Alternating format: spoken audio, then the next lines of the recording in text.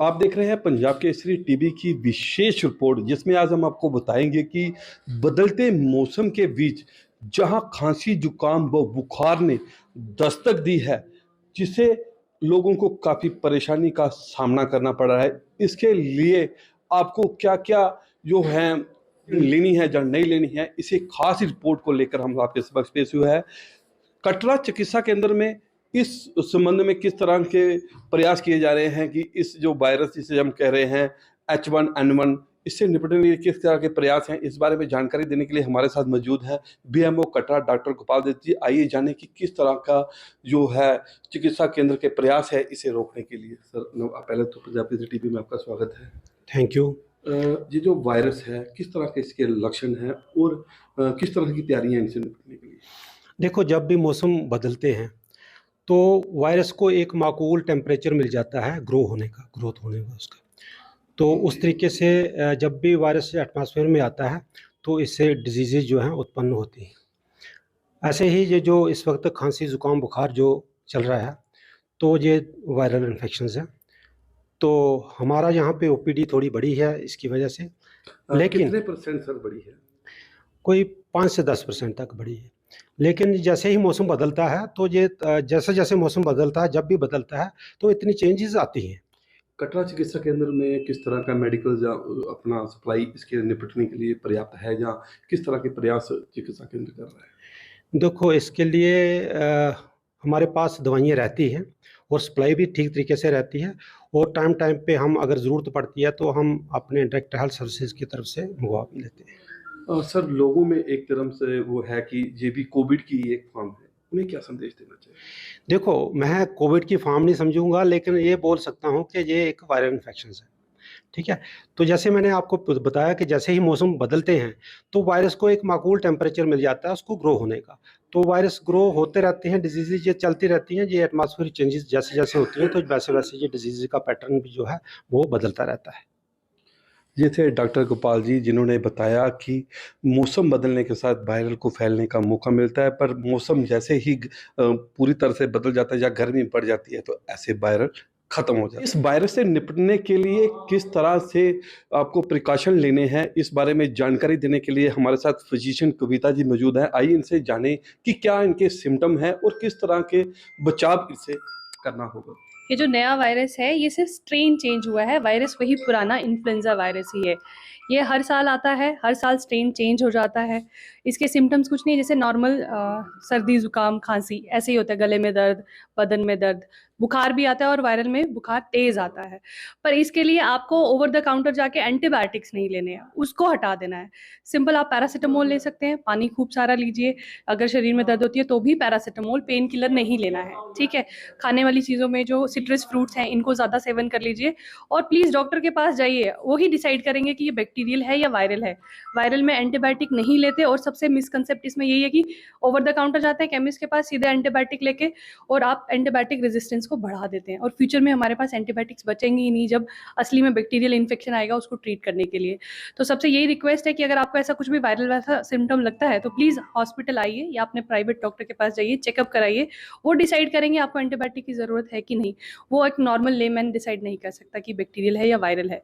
पर हाँ, अगर खांसी है, शरीर में दर्द है, तेज़ बुखार हो रहा है, जुकाम चल रहा है, तो प्लीज़ अपने डॉक्टर को कंसल्ट कीजिए। माना जा रहा है कि इसमें डोलो 650 भी नहीं लेनी चाहिए, क्या कहेंगे? नहीं, अगर फीवर है तो आपको पैरासिटामोल तो लेना ही लेना है, और 650 डिपेंड करता है वेट कितना है। अगर 50 किलो से ऊपर है तो आपको 650 लेना है, 50 से नीचे है तो 500 वाला लेना है। और जल्दी नहीं लेना है, जैसे 2 घंटे के बाद आप रिपीट कर ले रहे हैं, 4 घंटे के बाद, कम से कम 6 से 8 घंटे का फ़र्क होना चाहिए दूसरा पैरासिटामोल लेने के लिए। अक्सर हमने अभी देखा है कि बहुत से लोग एंटीबायोटिक पे ही जोर दे रहे हैं, उन्हें सीधा संदेश वही मैं चाहती हूँ कि एंटीबायोटिक इसमें ज़रूरी है ही नहीं और देने नहीं है, और हमारे पास फ्यूचर में बचेंगे नहीं। अभी भी आप देखिए हमारी एंटीबायोटिक का रेजिस्टेंस बाकी कंट्रीज़ की रेजिस्टेंस के मुकाबले में बहुत ज़्यादा है, क्योंकि वहाँ डॉक्टर प्रिस्क्राइब करता है या कोई भी मेडिकल प्रोफेशन से। ये ओवर द काउंटर जाके अगर हम थोड़ा सा कहें चलो जी एजिथ्रोमाइसिन ले लेते हैं, हम ये ले लेते हैं, वो नहीं करना चाहिए। उस चीज़ को रोकिए। अगर हम ऐसा नहीं करेंगे तो फ्यूचर में हमारे पास मेडिसिन बचेंगी ही नहीं। जी थे डॉक्टर कविता जी, जिन्होंने विस्तार से बताया कि हमें इस वायरस के दौरान एंटीबायोटिक बिल्कुल नहीं लेनी है और सीधे डॉक्टर से इस बारे में संपर्क करना है, ना कि किसी मेडिकल शॉप से आपने एंटीबायोटिक लेके। इन्होंने साफ कहा कि अगर आप ऐसा करते हैं तो आने वाले दिनों में एंटीबायोटिक ख़त्म होगी और जब ऐसा वायरस होगा तो हमें उससे निपटने के लिए हमारे पास स्टॉक ही नहीं होगा। वायरस का असर बच्चों में भी काफ़ी हद तक देखा जा रहा है। बच्चों में किस तरह के सिम्टम इससे होते हैं, इस बारे में जानकारी देने के लिए हमारे साथ मौजूद हैं डॉक्टर प्रीति। आइए जानें कि बच्चों में इसके क्या सिम्टम हैं और किस तरह के इससे निपटा जा सकता है, किस तरह की सावधानियां बच्चों को भी बरतनी होगी। जी धन्यवाद। ये वायरस जैसे फिजिशियन मैडम ने भी बोला कि ये पुराना ही वायरस है, सिर्फ स्ट्रेन चेंज हुआ है। तो ये वायरस है बच्चों को भी इफेक्ट कर रहा है। अब क्या होता है कि इसमें बुखार हो रहा है, फीवर, सोर थ्रोट, गला पक रहा है, जुकाम स्टार्ट हो रहा है, कई बच्चों को साथ में डायरिया भी लग रहा है। तो इसमें क्या हो रहा है कि मोस्टली बुखार जो हो रहा है पहले 3 दिन रह रहा है, उसके बाद बिल्कुल ठीक हो जा रहा है बुखार, और जो खांसी है वो 2 से 3 हफ्ते तक रह रही है। तो इसमें क्या होता है कि सबसे पहले तो पेरेंट्स डर जाते हैं, जैसे ओवर द काउंटर जैसे एंटीबायोटिक्स ले लेंगे कि उनको लग रहा है बुखार ठीक नहीं हो रहा, तो वो क्या करते हैं, वो किसी केमिस्ट के पास जाते हैं, जाके एंटीबायोटिक्स ले लेते हैं। और एंटीबायोटिक्स का मतलब इसमें यूज़ नहीं करना है आपको, इसमें आपको सिम्प्टोमेटिक ट्रीटमेंट करना है, ठीक है। तो अब जब भी आपके बच्चे को बुखार है, आपने अगर घर में कुछ दवाई देनी भी है तो आप पैरासीटामोल से स्टार्ट कीजिए, ठीक है। पैरासीटामोल दीजिए, उसको पानी, हम कहते हैं हाइड्रेशन रखनी है, हाइड्रेट रखना है बच्चे को अच्छे से, तो पानी और पानी वाली चीज़ें खूब दें, ठीक है। फिर आपको लग रहा है कि अगर बुखार 2 दिन से ऊपर रह रहा है या बच्चा सुस्त हो रहा है, खा नहीं रहा है अच्छे से, तो आप अपने डॉक्टर से कंसल्ट करें। विदाउट डॉक्टर की कंसल्टेशन के एंटीबायोटिक्स लेना या पैरासीटामोल के अलावा कोई भी ड्रग खुद खरीद के देना, ये नहीं देनी चाहिए, ठीक है। अब इसमें हम कहते हैं कि जैसे मतलब वायरल है कि बैक्टीरियल है, इसको कैसे पहचाने अपने लेवल पे पेरेंट्स।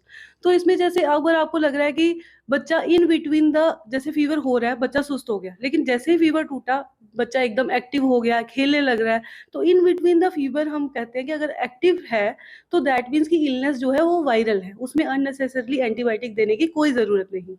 दूसरा, जैसे जांच कर रहा है या मतलब कोई हेल्थ वर्कर ऐसा है जो डॉक्टर नहीं है, जिसको जांच के दौरान देखना है कि वायरल है कि बैक्टीरियल है, तो वो गला चेक करे। अगर गले में मतलब लालगी है, वो वायरल में भी होती है, बैक्टीरियल में भी होती है, लेकिन जो हमारे टॉन्सिल्स है उसमें वाइट कलर के छोटे छोटे एक्सुडेट्स होते हैं, जो कि बैक्टीरियल में पाए जाते हैं और वायरल में नहीं होते। बाकी अगर वायरल में देखा जाए तो यहाँ हमारी छोटी छोटी गांठें होती है जिनको लिम्फ नोड्स कहते हैं, उनको अगर हम दबाएं तो वायरल में मोस्टली वो दबाने से दर्द नहीं करते और बैक्टीरियल में करते हैं।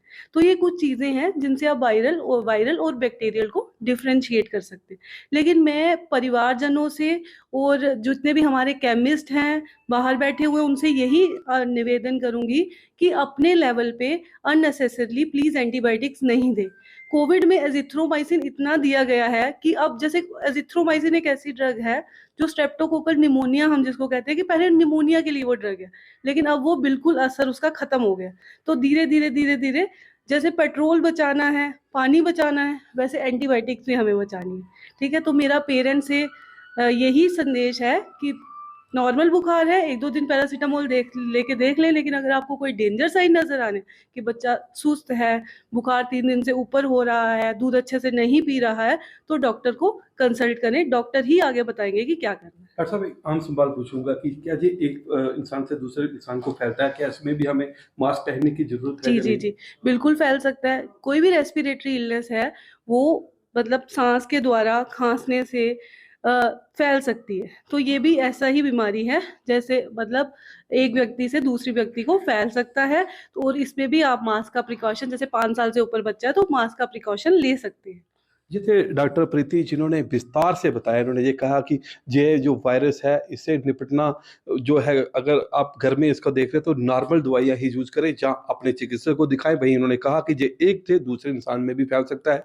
इसके लिए हमें बड़े जो 5 साल से ऊपर लोग हैं उन्हें मास्क जरूर पहनना चाहिए। कैमरामैन राजकुमार के साथ अमित शर्मा, पंजाब केसरी टीवी।